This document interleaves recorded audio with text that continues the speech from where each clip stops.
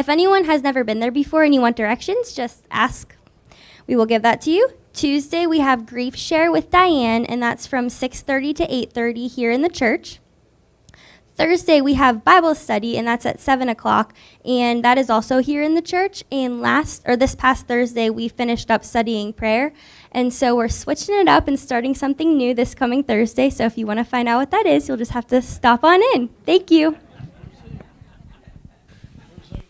Because Alexandra doesn't know either. Do you? Do you know what we're doing? Okay. Well, I wasn't trying to be that secretive about it. It's just I wasn't sure we could do it. So I didn't want to make promises that we can't keep. But I found out that we can do it. So here's what we're going to do. I need a I know it seems like this is all effortless here, and I just kind of walk in and say, hey, I guess I'll preach on this today. But actually, a lot of work goes into this. And same thing, believe it or not, those of you who come to the Bible study for the Bible study. And that's a lot of hours that are being spent. And I thought I kind of need, I told Victoria, I need something I just can press play for. I'm trying to figure out what that is. And we discussed this, I'm not going to get into it again, why we don't go to text. You can buy booklets and things for Bible studies. We've tried that in the past, and there's a reason why we don't like it. We talked about the Bible study. I'm not going to go into it again. But anyway, so this was suggested actually by a couple people. A couple people asked me if I've seen the thing called The Chosen. Has anybody seen The Chosen? 3. The Chosen? Yeah? No? Yep. So it's an app. You have to download an app to see it, either on an Android device or an iPad or iPhone. You cannot see it on a computer. You can't see it on any. I think you can buy a subscription to it or something. If you do, there's like Angel One.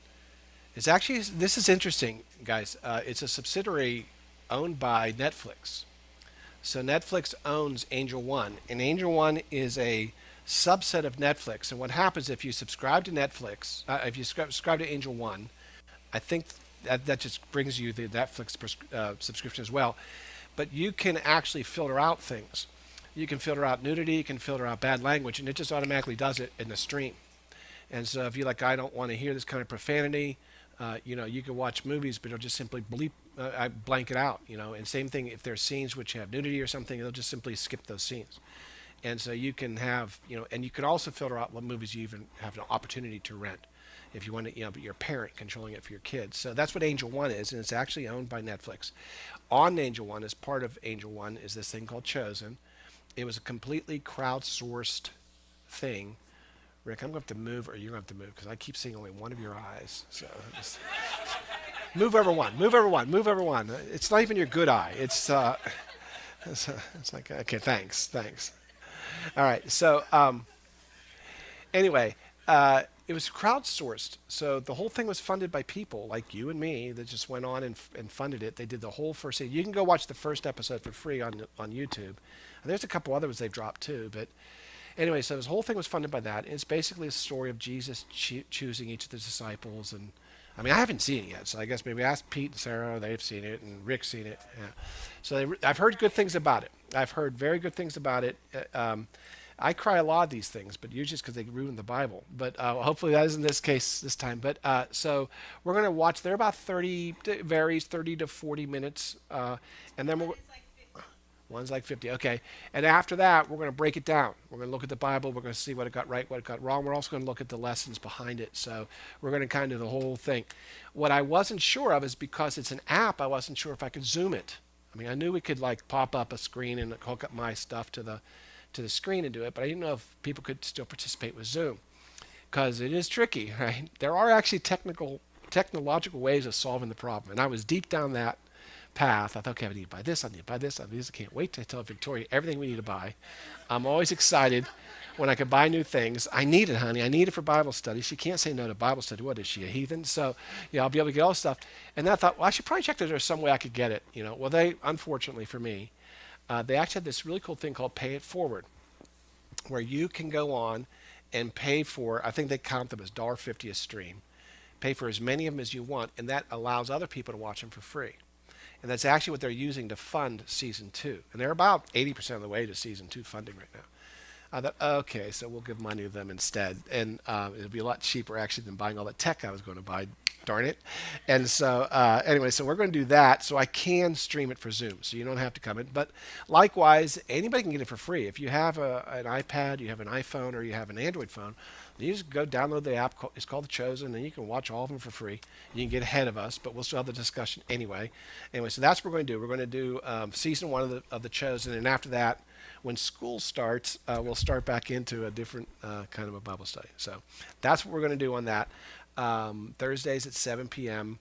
Is that it, right? I don't have anything else I got to bump or anything? Talk about anything? You sure? It seems. Thank you, Jeff. August 21st is the next prayer circle. August 21st, 7 p.m. here. Be here a little bit early, 7 p.m. This was interesting. We had chairs set up. I forgot to mention this. We had chairs set up for everybody. We had chairs around, and almost nobody used them. It was like, there was 45 minutes of standing. We can't do that. We need to sit. And I said, okay, cool. We'll have chairs. And no one used them except for Stephanie. She sat there and read. So she, like when she did her prayer, she had it all worked out. Stephanie, she has everything worked out ahead of time. So she had it all there. But other than that, I don't think anybody sat. Did they? Okay. Victoria wanted to be able to walk because she walks when she prays. I said, it's a prayer circle. I'm not a prayer walk around in a circle. You can't leave the circle. Everybody's going to think that you're mad at them. You can't do that. So anyway, so she had to stand in one place. She didn't like that very much. But all right. So we're going to continue on now with the Jesus Plus Nothing series that we've been doing. And I got all kinds of things happening here. So give me just a second here. This is really cool. I got it in both places. All right. So today we're going to do this different one. You kind of know what we're going to talk about because we showed that video ahead of time. But I want to talk about something that doesn't seem like it relates to you. And I'm sorry about that, but I always tell you God preaches to me first. So I'm going to talk a little bit about ministry work. And I know a lot of times when we talk about ministry work, what we think we're talking about pastors and churches, but we're really not. Okay, just so I can set the groundwork. Everybody has a ministry. If you're a Christian, you have a ministry. That ministry might be to your work, it might be to your relatives, it might be to your family. There's some wonderful ministries that go on, just amongst each other, Christians and friends. And anytime you're doing God's work on behalf of the kingdom of heaven, you're in ministry work. So if God called you to do something, that's ministry work. If you feel like you're doing God's work, that's ministry work. And it doesn't really matter what it is. Victoria didn't realize that cleaning toilets could be ministry work, but it is, right? Because when she comes here and does it, and I know Rick and Dee, you've helped out with that, and you guys have helped out with that, that's doing ministry work too. It doesn't always impact people the way you think, but it's part of keeping God's house in order. And there's a lot of ways ministry fits in. So I'm going to talk about this general idea of ministry work, but I want you to know that it applies to you too. Don't just think, well, that's great, Pastor. You talked about yourself for 20 minutes, no more than, sure, 20 minutes, me and my sermons. So we're going to talk about Jesus and the multitude. And this is something that maybe a little bit cynical, but I've talked to pastors. I've actually said this to pastors, and everybody kind of grins, chuckles a little bit guiltily, and then says, you're right. The problem with ministry is it deals with people. That's like a real problem. If it weren't for the people, this ministry stuff would be easy. But because there's people involved, it's a challenge sometimes because people are just a little bit unpredictable. And so sometimes we find ourselves in a lot of different areas of ministry that we didn't think we'd find ourselves into, and it doesn't quite go the way we think it's going to go. So I'm going to pick up the story of Jesus. We've been kind of walking through this, and we'll pick up mostly from the book of Mark today. But it starts with this very strange thing, but I just kind of want to hit this one real quick before we move on. Jesus was amazed at the people of Nazareth because they had no faith. Right? What a horrible thing to make Jesus amazed at. It's like, I amazed Jesus. That's the good news. The bad news, he was amazed because I had no faith, right? I just want to say that, kind of pick up on an idea that I had thrown out there before, and I know it kind of makes some people uncomfortable. When I said, I think it was last week, I said, I don't think that Jesus had the full mind of God when he was a human. And the reason is because I don't think a human mind can comprehend and hold everything that the mind of God has. And I think things like this kind of bear that out. Because I don't think you can amaze God, the one who knows everything. I think it's really hard to amaze somebody who knows everything. I don't know if you've ever seen that. It's like trying to amaze a magician with a magic trick he knows. You know, he knows how it's done. So it doesn't really amaze him. God's already there. He's already seen it. It's hard to amaze God. But Jesus gets amazed. And I think this is one of the parts of being human. We get amazed. And so he gets amazed, but unfortunately he gets amazed at them because they had lack of faith. So he went from there and he taught from village to village. And he called the 12 disciples to him. This is fairly early in his ministry, by the way. A few miracles have been done, not a bunch. And he does something rather odd at this point, I think. He began to send them out 2 by 2. He pairs them up, buddy system, and he sends them out. And he gave them authority to drive out evil spirits. And here's what he told them to do. I'm going to actually jump into Mark and Matthew to show you the full instructions because both Gospels tell different things. Take only a walking stick for your trip. Do not take bread or a bag. Take no money in your belts. Wear sandals, but do not take extra clothes. Don't go in the way of the Gentiles. Don't go to the Samaritans. Go to the sheep of the house of Israel. You're to go to the Jews. Gentiles will come later, but right now go to the Jews.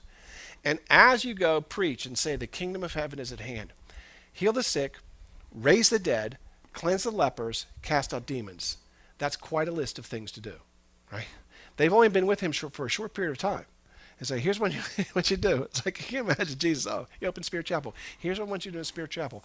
I want you to heal the sick, raise the dead, cleanse the demons, lepers, and cast out demons. Sure, Jesus, right on it. You know, don't worry about it. I'll be raising the dead. That'll be great. Although, how cool would that be? You know, but they would love to have you visit the funeral home. Well, the funeral home wouldn't. They could lose a lot of business. But everybody's, oh, here comes that guy, raises the dead. That'd be great. Freely you receive, so freely you give. Don't acquire gold, silver, or copper in your money belts. Well, how are they going to acquire it? Well, people pay you. You know, you raise the dead. People give you money. And he's saying, don't keep it. You're not supposed to acquire anything. Don't take even your bag for your journey, or even 2 coats. Don't take your extra sandals. Watch this, or even a staff, because the worker is worthy of his wages. What he's saying is the people will take care of you, and they should take care of you, because you're working for the kingdom of heaven, and that means people should be willing to take care of you. A worker's worth his wages. This shows up, by the way, all the way from the New Testament to the Old Testament. It shows up all over. The worker is worth his wage. Is the idea that if he's doing work, especially for the kingdom of heaven, he needs to get paid. He needs to get taken care of because he is sacrificing everything in order to do that.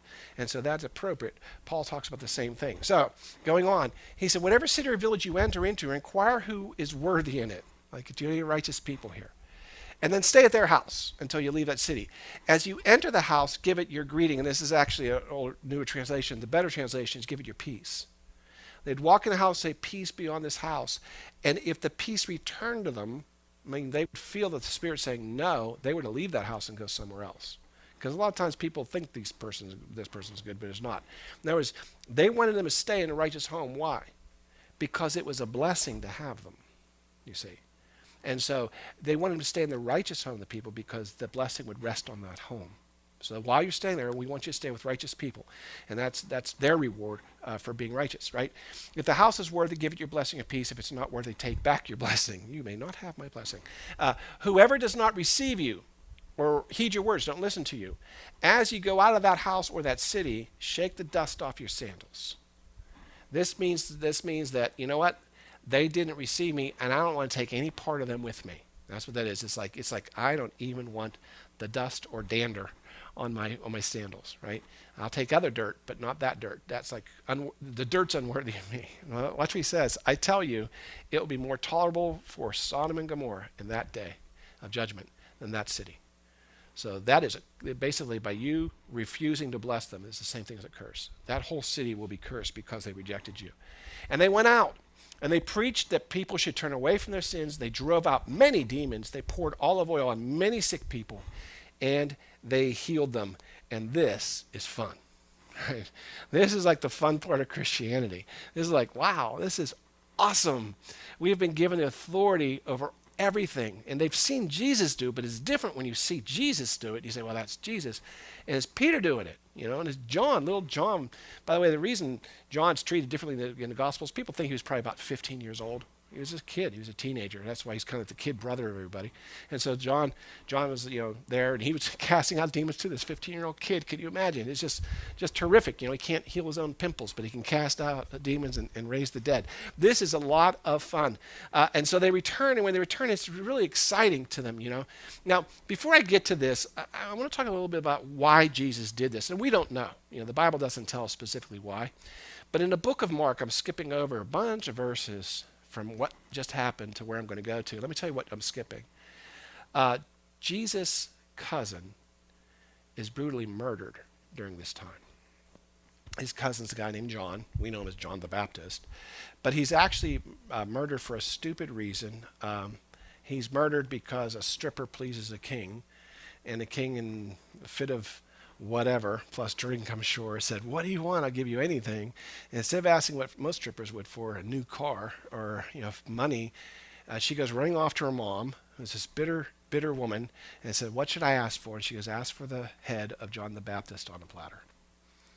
And so she goes back to the king and says that, and the king doesn't want to do it, but he doesn't want to embarrass himself in front of his people. So for the sake of a stripper, he has John beheaded and gives the head over. Now, the reason why that woman did it was because she was a sinner, and she wanted John Baptist to say that what she was doing was okay, and John Baptist says, "Sorry, I can't do that." So she's bitter against him, and so she has him killed eventually. Okay, Jesus didn't have a lot of friends outside of his disciples, and maybe we see Martha, Mary, and Lazarus were friends of his, but not a lot. And he's pretty clear on that. He has a very close circle. But John the Baptist would have been one of those friends. They would have grown up together. We don't know what happened in Jesus' life for 30 years, but I promise you he spent some of that time with John because they kind of were co-linked from the time before they were born. If you remember the story of Mary going to visit her cousin, well, that's John. And John, the baby leaps in her stomach. She could feel him as soon as the baby Jesus in the stomach shows up. It's this great moment. They're linked. They have a lot of they've both been prophesied that this is going to be part of this is what's going on. So he definitely was very close to John. And in fact, when John gets arrested, he sends messengers to Jesus. And the messengers say in this message, it's a little bit veiled, but it says this: "Are you the Messiah or not?" In other words, "I'm in jail, bro. I need some help. You're the Messiah. You're supposed to be setting the captive free. I'm captive. What are you going to do about it?" And Jesus sends him a message back that's not comforting. He sends a message back that says, "Blessed is he who does not fall away because of me." In other words, I am the Messiah, but I can't do that because that's not what I was called to do. So Jesus knew this day was coming, and it comes. And I believe that the timing of this is not a coincidence. I believe Jesus needs some time to grieve. And he doesn't want to take time away from his disciples, so he's going to send them out to do the best thing you can do. You want to teach somebody how to do something, send them out to teach. That's a great way of learning. And if anybody's ever taught, that's true. The best way of learning something is to teach it. It doesn't matter what you do. If you're really good at something and then you have to teach it, you really start really thinking about what you do, right? It helps you really lock things in. So he sends them out, and they go out, and they carry on the ministry work, and I believe, we don't know what Jesus is doing, but I believe he withdraws and he grieves for his lost cousin. And you might say, well, why would he grieve? He knows he's going to heaven. Yes, but Jesus still sees the pain. Jesus grieves when he sees Lazarus is dead. And he's getting ready to raise him back from the dead. And he still weeps. And I really think that sometimes we forget Jesus is seeing the world as it is, not the world he created. He grieves about what's happened to the world. This wasn't the world he and his dad created. They never meant for death to happen. They meant for strippers to have people's heads cut off. That was never part of the plan. And I think sometimes he just grieves about all the pain that we go through, and so we see that. We see him get very emotional about this. Anyway, so they come back, and everything's great. And they're like, you can see them, they're talking a million miles an hour. Peter, he's probably going, "Oh, let me tell my story. They're talking about it. They gather around Jesus. Like, this is like so excited when they come back. "You won't believe what happened, Jesus." "I probably will, but go ahead and tell me anyway." They told him all they'd done and taught. And in one of the Gospels said, even demons listened to us. They're like, this is so amazing. It's like, I'm pretty sure the demons are okay, but raising someone from the dead, I think that would have been the thing I would have led with, talk about bearing the lead. But anyway, but watch, many people's coming. As they're talking, they see them, and people see them. And they're coming and going, which means they're coming, they're seeing who it is, they're rushing back, and they're getting more people, and they're coming back. In other words, a crowd is gathering. Now, this is Jesus and his apostles haven't been together for a while. I don't know how long they're gone. We're not told, but it was probably quite a while. And all of a sudden, they're back. the band is back together, Jesus and the disciples. And so all of a sudden everybody's going, hey, hey, hey, hey, hey, they're back. They're here. They're here. You can see them. They're right here. And then this gets thrown in here. This is like my wife's favorite verse. So they did not even have a chance to eat. Now that just is wrong, you know. You can ask Victoria, that's wrong. Man's got to eat. There aren't many things that Jesus and Victoria probably are lockstep on, no matter what, 100%. But this is it. Man's got to eat, and this is hallelujah, praise the Lord. Jesus even knows a man has to eat. She's been that way, by the way, since before I knew her. It's not like I don't feed her. You guys might think that she's starved in my house. She never has. She came that way from Ukraine. I have a story about her when she was 9 years old, I think. Now I'm going to tell you this story, and I'm going to get it wrong. After service, you can ask her the right details. She'll correct me on the way home. So tomorrow's service, I'll have it right. Okay. But let me tell this story as I remember it. She's about 9 years old. She's with her mom and her dad, and they're in the Hermitage Museum. The Hermitage Museum is like the Russia's answer to the Louvre. It's beautiful. I've been there. It's in St. Petersburg, Russia, although I think it was Leningrad then, right? They changed the names. But this is actually built in Peter the Great's Winter Palace. And so you walk through this place and you don't know whether you're staring at the gold on the walls or the Rembrandt on the gold on the walls. You know, it's just an amazing experience. So she's there and there's this just majestic splendor. There's a great moment, and she gets hungry, age 9, right? And they're walking through some area like a cafeteria, and they're selling legs of chicken, if I remember the story right. And she smells them and she wants a leg of chicken. And she tells her parents she wants chicken, and they don't want to give it to her because I think they have like food in her mom's purse. They're going to feed her later, you know, on the way home. And she says, I'm hungry now. And they said, no, we're going to eat later. Come on. And Victoria just starts walking away from them. And like, what are you doing? And she stops and she says to them, you don't deserve to have a little girl. I'm going to find parents who will feed a little girl when she's hungry. And she starts walking away. And they're like, and her father, her mom says, she's leaving, go get her, you know. And I believe the story ends, they bought you chicken, if I can remember correctly. But so she's always been this way. Don't blame me. She's always been this way. But she and Jesus are the same. They're all coming back, everything's going on, they're having all this fun, you know. And then Jesus says, well, you guys got to eat. You can't, I know you're excited, but we got to get to eat. So he says this is, come away with me. Let's go someplace away from the people. We'll continue this conversation, but we'll eat because, you know, you have to eat. And so they decided to do that. The hardest part sometimes of successful ministry is knowing when to rest. Because especially when things are going great, it seems like now's not the time to stop. Hey, I've had moments where I don't hear God at all, and it's like, wow, I don't even know if he's here, but this is not that moment. This is that moment where I can feel God. You know, he's like all around me. I can feel the Spirit crackling in the air. Now is not the time to rest. We got to go, go, go, go, go. And we need to learn how to rest. Because I love what Corrie ten Boom said, just the way she put it, is the devil can't make you bad, he'll make you busy. He will drive you until you lose all sense of everything. And then all of a sudden, it gets really easy to get depressed because you're hungry and you're tired. We see it happen all out through the Bible. It happens to Elijah. And so this is sometimes very important. But Jesus, he knows. You know, he's got the rhythm of the ministry. And he's like, okay, this is great, guys, but we need to take some time off. Let's go ahead and let's rest. In fact, I'm going to give you a quote, not a spiritual quote. It's not a Christian necessarily, but I love this quote. This is something that Mozart said. The music is not in the notes, but in the silence between the notes. If you think about it, that's where the genius of music is. Anybody can play the notes, give it enough time. It's the timing between the notes. And this is what he's saying. The rest between the notes, Mozart's saying, is what makes music beautiful. And sometimes it's the rest between the moments that makes your ministry powerful. So we have to learn sometimes when you're doing God's work, no matter what it is, that we need to have that time to rest. So they leave.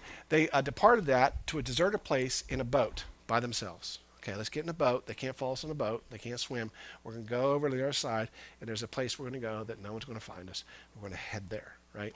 And actually, that little movie that we showed you at the beginning, which is from that movie Son of God, they get this right. I cut this, but they're actually coming out of the boat and coming over the hill, and they get there, and guess what? There's a bunch of people. In fact, what happened was when they saw them leaving, they ran on foot. So while they're taking their boat across the circumference or the diameter of the lake, they're running on foot around the circumference of the lake to meet them there on the other side. And they're there by the time they get there. That's how desperate they are to see Jesus and the disciples. I want you to look at that. It's hot. It's dirty outside. They're wearing just their sandals. They weren't prepared. They thought we're just going to see Jesus here. He's going there. And they run all the way over there because it's just that important. I wonder how far we would travel to see Jesus. My brother Tim went on a mission trip recently, and he was, I'm going to get this wrong, Nigeria, right? Remember? Nigeria. I'm going to say Nigeria. Tomorrow I'll fix it if it's wrong. But he went on a mission trip, and when they went there, they were actually, it was the plains of Africa. They were building playgrounds because they found out the two things that bring crowds are the hospitals and playgrounds. And so there's a guy in Dallas who donated all these commercial playgrounds, and they shipped them, but they couldn't get through customs. And by the time they finally got the playgrounds through customs, his team, his crew that he had set up to set them up, had to be put on the work. So they had all these playgrounds there and no one to build them. And so the missionary came to Tim's church and made an appeal, and really cool story, but my brother ended up going on the trip. So he's there to build playgrounds. Has no idea how to do this. He's older than me. He's 62, 63 years old, 62 I guess at the time. But he's there to build playgrounds. And so there are a couple churches that have been planted, and they're in these like kind of sections where there's a thoroughfare that comes through, and everything's foot trails there, bicycles and foot trails, maybe some animals, no cars to speak of unless they're coming cross country.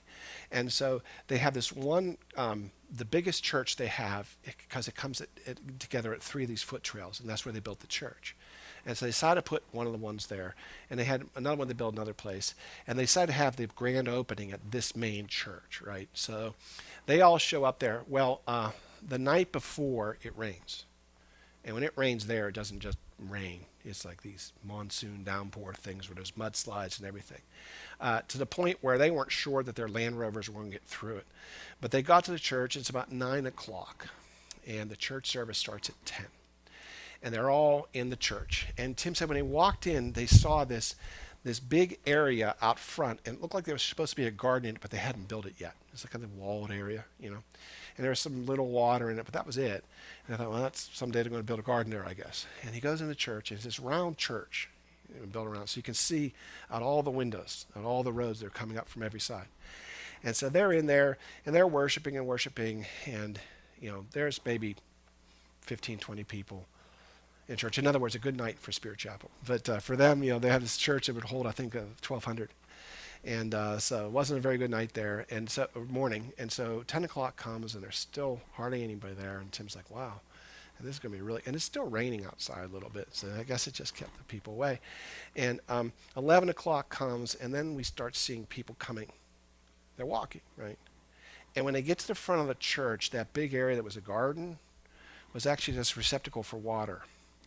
And they sat on the edge, and they cleaned their feet, and they took off their sandals and left them there and put on new sandals that had no dirt on them to enter into church. And Tim said it was just something. And one of the missionaries who was with Tim leans over and says, because they got word, what had happened was 2 of the bridges had been swept away by the rain. So these people had to walk 12 miles out of the way and come back the other way. And that's why they were so late. If the bridges had been open, they would have been there on time. But they had to go 24 miles out of the way. And he says, and then once one of them starts coming, they just started coming. And they'd all stop and wash their feet, and they come in. He said, by 12 o'clock, we were full. And we realized that some of these people, and those were the people who were close, only traveled 20 some miles out of the way by foot. And later, one of the guys says to Tim, he's from Tulsa, Oklahoma, he says, I wonder if we told people that tomorrow and Sunday for church, you have to walk to church 12 miles, just 12 miles, wearing whatever shoes you want, just walk 12 miles to get to church. I wonder how many people would ever show up at our service, right? We just don't know. He said they were so happy to be there, the joy of the Lord. And so we just see this when people really are hungry for the Lord, there's no stopping them. You know, there's an expression that when you're in love, you find a way, and when you're not, you find an excuse. And I think that's somewhat what happened. So these people, man, they love Jesus, and they found a way. And if they had to run all the way around the lake, they ran all the way around the lake. And that's what they did, and they got to them. And when Jesus got the boat and saw them, when he came out, he saw a great multitude, and he was moved with compassion for them because they were like sheep not having a shepherd. And so he began to teach them many things. Now, one of the other gospels says he taught and healed. And I don't think those two things were separate in Jesus' world. I think he healed and he taught and he taught and he healed. I don't think he ever separated those. If you watch him when he heals, he's teaching, always. He's using it as a teaching example. And when he's teaching, he's also healing people. And so he comes, he's teaching, he's healing. In other words, let me do another word for it. He's doing the ministry work, all right? And there's a, I want you to put yourself in the disciples' boat, though, because they came running back to tell Jesus all this stuff. They're hungry. They didn't get a chance to eat. They got in a boat and they came over here. They still didn't get a chance to eat. Now they finally get here. Instead of getting time with their Lord, which is what they really want, and maybe, a hot dog or something, they get off there and there's a bunch of people, and Jesus says, we can't just ignore them. I'll take care of this. And he starts teaching and he starts healing. And these disciples are like, oh, are you kidding me? Just because these people ran around the thing, we have to do this? There's a saying that C.S. Lewis has in one of his books I always like, no good deed goes unpunished. You have to understand that. You did good stuff. Now it's time to do more good stuff. So they try to get away, but you're going to have to take care of this first. And so they do. And they're going on. And I just love this. And when the day was now far spent, you know how hungry these disciples are right now? Far spent. Victoria would have left by now saying she's going to wait till she finds a Savior who knows how to feed a little girl. And his disciples come to him and says, this is a deserted place. I don't know if you noticed. And the hour is already late. I love this, though. They're not going to say, we're hungry, we want to eat. Instead, they make it about the people. We need to send them away so they may go into the surrounding country and villages and buy themselves bread. For Jesus, I don't know if you've noticed, they have nothing to eat. Growl, their stomach. By the way, I don't either. But they, hey, I can listen to you preach all day, Jesus, but what about them? They're hungry and they kind of need to go somewhere and eat. And Jesus turns and says the strangest thing. He says, you know what? You're right. They should eat. You give them something to eat. Now, that's just mean. I'm sorry. It's like these guys are hungry. Their stomachs are growling. They're trying to be polite about this, but they haven't eaten all day. And why don't you feed them first? Feed them? What about me? I want to eat. You told me I had to eat. I haven't eaten. What do you mean? And so Jesus says, you know what? You should feed them. But they kind of look at each other probably like, do you remember when you sent us out, how we weren't supposed to take a bag? And we're still like that. We came right back and came to you. You never told us to pack a picnic basket and come along. You said, come with me, we'll leave. We have one pair of sandals. We don't even have a cloak. That's how you sent us out. And now you're saying you should feed them. Why don't you guys go ahead and feed them? And they said, okay, let me break it down in a way that even Jesus can understand here, because apparently he's missing the big picture. Okay, tell us how that works exactly. Help me out here. I'm confused. Do you want me to go out now and buy 200 denarii worth of bread, which, by the way, no one has that kind of money on them, and then give it to them? Is that what you want us to do? Because if you do, we got to tell you next, we don't have 200 denarii. It's like, just in case you're wondering why we haven't done that yet. Plus the fact I don't know where we're going to get it. We can't do that. And then he says, how much bread do you have? Go and see. Right? How much bread do you have? In other words, he's asking, what do you have? Now, I want to show you that Jesus doesn't say, well, how much money would you need? Because what they did was they calculated it in cash. We always do that. We always ask God for money. Have you noticed that? We don't have a problem that God can solve. We have a debt that we need to pay. God, if you just give me $10,000.43, I've got this from there. And if you just give me that in my checkbook, I can write that check and everything is fine. We want it, and we just put everything in terms of money. Jesus didn't ask me, hey, how much would it cost to feed these people? That wasn't the question he asked. He said, why don't you guys feed them? And they said, well, because we don't have any money. I didn't ask you how much money you had. I said, why don't you feed them? It's not the same question. Part of the reason that a lot of our prayers aren't answered is we're asking the wrong prayer. We don't even know the right question to ask sometimes. So Jesus turns to them and says, forget the money. How much bread do you have?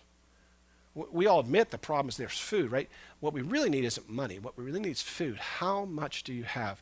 And I'm thinking, as Jesus says this, he must be having a strange case of deja vu, Do you ever have deja vu, Mrs. Lancaster? I don't think so, but I could check with the kitchen. So deja vu, for those of you who don't know, is when you experience something over again, right? And Jesus is experiencing something over again because this same conversation took place in the Old Testament between Jesus and this guy named Moses. Now you might say, well, Jesus wasn't in the Old Testament. Oh, Jesus shows up all over the Old Testament. When you see the angel of the Lord with the capital A, that's Jesus. And when you hear the word of the Lord speaking, guess who the word of the Lord is? Right? It's Jesus. Moses has been in the wilderness for 40 years. And he's tending his sheep, and he sees this burning bush, and he goes to see why this bush is burning and won't burn up. And when he gets there, the word of the Lord speaks to him from out of the bush. Just God's voice. I believe that's Jesus. Jesus is the word of God. He says, take off your shoes and his sandals. He does that. And they have this conversation. And here's what he tells them. I have heard the cry of my people. I'm going to deliver them. Oh, that's great. That's great. I'm going to send you. You're going to what? You can imagine this conversation, right? And so he starts explaining everything that he's going to do and how he's going to take Moses and send him to Egypt, and he's going to tell Pharaoh to let his people go, and and Moses is going to lead them out. And Moses listens and says, I got about 30 things wrong with this plan. Okay. Now, you have to understand something about Moses. He's not stupid. And he's not fearful. He's a courageous man. He spent 40 years being trained in Pharaoh's court. He was raised as a prince of Egypt. He led Pharaoh's troops into battle to great victories. In fact, in one of the victories, he took home a wife. He was a leader of men. Men loved to follow him. He was a great warrior. He was smart. He was educated. At that time, if you have the education of Egypt, you were considered one of those wisest and smartest people on the planet. That was Moses 40 years ago. But then he ended up having to run from his life from Egypt, and he spent the last 40 years as a nobody. In fact, he owns nothing. He's working for his father-in-law. So he went from being the prince of the palace in charge of everything to having nothing that his father-in-law didn't give him. Now that must have been hard on his pride. And he has spent 40 years now doing nothing but watching stupid sheep do stupid things. And now here he is, 40 years later, and God says, here's what I'm going to do. I'm going to send you to Egypt, back where you came from, and you're going to deliver my people. And he must be thinking, you're about 40 years too late. There's a time I could have done this. Now, there are 3 ways that you can redeem slaves. And Moses, being Moses, knew all 3. He's smarter than me. He may have known 8. But I know of 3 ways that you can redeem slaves. First of all, you can ransom them. You can take money. Hey, Pharaoh, I need all your slaves. How much is that going to cost me? I got a checkbook here. How much is it going to cost? Just tell me. Give me a number. I got money. I'll buy them all back. That would work. But he doesn't represent any kind of great bank with all kind of money, and he can't do that. He doesn't have a checkbook. Or he could negotiate it. If he was like an envoy for the king of Babylon, he could go, hey, look, we need your slaves, and we're willing to give up this province over here if you give them to us. Or we'll give you our secret tech on, I don't know, the great new battle chariot. I don't know what they could have traded, but he could have traded something, right? He could have negotiated a trade. We can work out a deal. What's it going to take to get you into this new chariot today? Because work some kind of deal. You can negotiate that if he were an envoy or a diplomat, but he's not. He doesn't represent the king of Babylon. Or the third way he could do it, and this is the way I think Moses, being Moses, would have preferred to do it, is with a sword. Because he was a warrior. And he had led men into battle, and he had won. If he had an army behind him and a sword in his hand, he could go up to Egypt and say, give us the slaves, or we will tear this place down. He could have done any of those things 40 years ago. But today he can do nothing because he doesn't have any of that at his disposal. And so when God's done telling him all the plans he has, Moses starts telling him all the problems with the plans that God has. And he starts with this. He says, forget Egypt. The Israelites aren't going to believe me. Why would they? What if I go to the Israelites and they say, no, we don't even believe you. We're not following you anywhere. The Lord didn't even speak to you. Who's going to believe that God spoke to me through a burning bush? Exactly. I almost don't believe this. How's that going to work exactly? And then the Lord asks him the same question. What is that in your hand? Again, I don't care what you think you need. I don't care how much money you think it would take. I don't care if you think you have to be an envoy. I don't care what size army you think you need. What I care about right now is what is in your hand. And I'll bet Moses didn't know at first. Because he's a shepherd. He's been a shepherd for so long that this thing in his hand was always in his hand. You know, it's like me with my cell phone. I'm surprised when it's not there. It's a shock when I put my hand and my cell phone's not there. It's always there. That's the way this was. This thing in his hand was a stick. It's a shepherd's staff. That's all it was. He's sitting there and he probably, my hand. Oh, this one? This? Well, I'll tell you what it's not. It's not a bag of money. I'll tell you what else it's not. It's not an envoy's pouch. I'll tell you something else it's not. It's not a sword. It's none of those things. Because I'm none of those things. I'm a shepherd, and this is nothing but a simple shepherd staff. But God wanted to know what was in his hand. So he says, it's a staff. That's what's in my hand. And the Lord said, throw it on the ground. What a weird thing. Like, what do we have? Well, I have a staff. We'll throw it down. Why? Why do we have to throw this down? Why does he tell him throw it down? Now, we know there's a miracle that's going to happen, but why does he throw it down? Why does he have to throw it down? Because he has to let go of it and give it to God. Because what is in his hand may seem insignificant, and it is, until it leaves his hand and enters into the hand of God. Because when he picks that up, it becomes the staff of God. Moses has to let go of it first, though. Will you let go of this? Because I can use that. Because as it turns out, I don't need an envoy. I don't need an army, and I don't need a banker. I don't need you to be greater than Pharaoh, because I already am. What I need is you to be willing to go where I send you with what I send you. I'm going to send you with a shepherd's staff because you know what you are? You're a shepherd, and you're going to lead my sheep out. See, sometimes we can't understand God's plans because it doesn't line up with our ideas of how these things are. We'll see these problems in ministry, and we'll say, I can't do these things, God. I don't have the money, I don't have the people, I don't have the authority, I don't have the status, I don't have the facilities. I'm telling you, we've looked at a lot of things to do in this church in terms of ministry work and said, well, we can't do any of them. We can't do these things. We need better facilities. We need more people. We need more money. There's all these things, all these reasons why we can't. We're the same place that the disciples are. It would take us too much money to buy bread for all these people. Same thing as Moses. I don't have a sword or money or an army behind me. Because I'm not asking you any of that. What's in your hand? What do you have in your hand? And are you willing to give it to God and trust him to do with it what he wants to do? That's the same, very, very same question. God doesn't bring problems for you to solve. He brings opportunities for you to grow. He doesn't have problems. He has plans. And his plan includes you because he wants to grow your faith through this, but you're going to let go of your preconceived notions of what ministry looks like. And I don't care what it is. I don't care if you're praying for somebody in your family. I don't care if you're praying for somebody at work. I don't care if you're trying to work with somebody who's just unbelievably difficult. You try to witness to them. I don't care where you are in your life. And you're saying, this is too hard for me. It's too hard for you because you're trying to do it your way with things you don't have. And God says, I don't need any of that stuff. What I need is a willing heart who will throw down what he has and then pick it back up when I tell him. Your staff can't do anything, you're right. But my staff can. If you'll give it to me, I'll change it.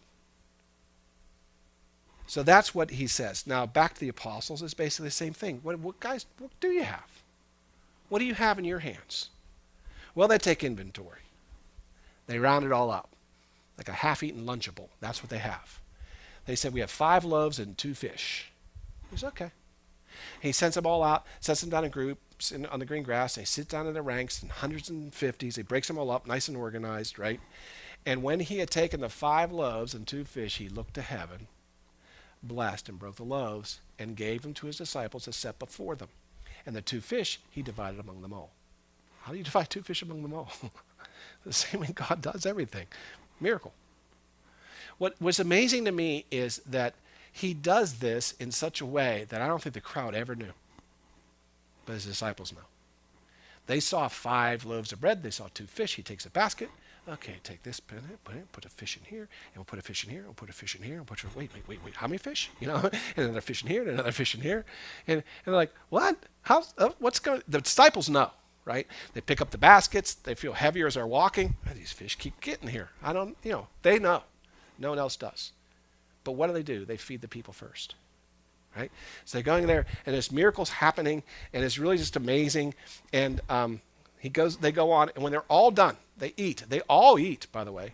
They're all filled, and they took up 12 baskets. Let's clean up. There's a bunch of stuff here. They clean up all the different things, and they end up with 12 baskets of fragments. Not only do they feed everybody, they have leftovers for tomorrow. And those who had eaten the loaves were about 5,000 men, and they're always quick to point out that the Bible counts men. They don't count the women and children who were there. So it was almost surely at least twice that, maybe as much as 4 times that. But I want to show you something. And answer a question, why did Jesus do that mean thing and say, will you feed him? Well, because he wanted to feed the disciples. He planned on feeding the disciples. He was going to feed them through this. It was never, you feed them and that's it. Here's how I'm going to feed you guys. I'm going to feed you through the miracle. And not only are you going to eat physically, but you're going to see what your God can do. You're going to take part in a miracle. And if you think that was fun, what you guys were doing, wait until you get done with this. And you're going to start seeing things in a whole different light. It is shortly after this that Peter looks at him and says, you're the Christ, the Son of the living God. It's revealed to him because of this. This whole thing is just sitting in there. So anyway, I just going to kind of remind you, as you're going about whatever it is you're praying about, whatever it is you're fighting for, whatever it is you're like, I need to do this, and I know that God wants me to do this, and I need to find a way of doing this. There has to be a way of doing this. I can't get it done. I can't get it done. I can't get it done. Maybe it's because you can't get it done the way you have it planned. We're never going to get ahead in ministry until we start doing things the way God wants us to, and instead of making him do it the way we want to. There's a reason why he's God and you're not. He's kind of good at this stuff. In fact, if you remember, he creates the entire world out of nothing. Whatever you have in your hand, it's more than that. I guess the big question is, what miracles are we missing because we just won't let go of what we're holding in our hand? We have to let God take what's in our hand and make it his, so we can watch his miracle take place. Would you please pray with me? Heavenly Father, I pray that you will be with us as we try to reach forward in areas that make us nervous. We know, Lord, that you are a good God and you are a great God and you can do anything, but sometimes we don't think you're going to. Help us have the faith that Moses had to throw what's in our hand down at your feet and saying, I have no idea how this is going to work. Or the disciples with these little crumbs of bread and fish. I have no idea what you can do with these. But you're greater than I am. Your thoughts are higher than my thoughts. And you've asked for this little thing that I have, which doesn't seem worth very much. And you can do something with it. And it'll be my pleasure to watch the great God in heaven do something from nothing. Give us that faith.